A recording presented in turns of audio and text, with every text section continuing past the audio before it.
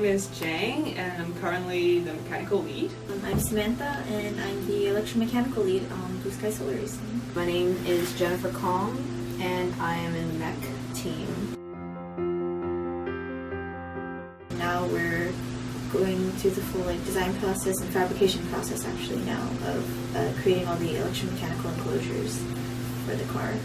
Initially, we have to get some rough dimensions as to know how many components we're going to be using and how big those components are. So a lot of the times we'll look at kind of our past cycles history, see what sort of things they've used, get sort of rough dimensions and references from that, and design for those. And obviously we go back and make iterations as we actually start buying the components that our cycle is going to use for the car.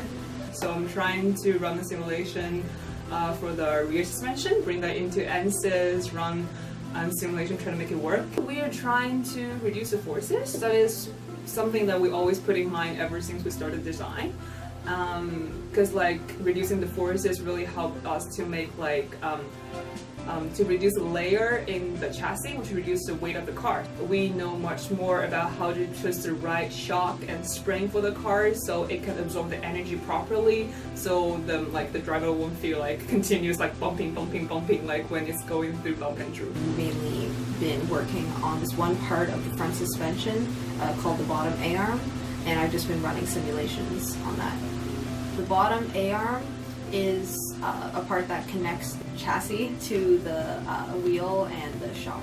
The most important part would just be making sure that it fits in well with the other pieces around it so it doesn't clash with the upright, for example. Actually finalize all the mechanical designs, send them out for fabrication, and start testing them on the driver jig.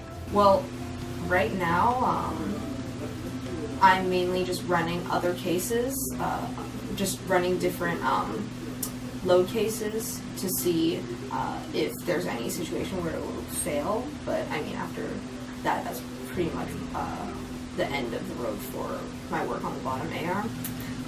So as I said, we've done the stack ups. So that's essentially just putting layers of MDF so that we can then make our molds. And once those molds are done, then we'll start doing all the layups and actually creating the physical boxes. And then I guess once the car aero body is in, then we'll start integrating everything into that. Yeah, it's an exciting time.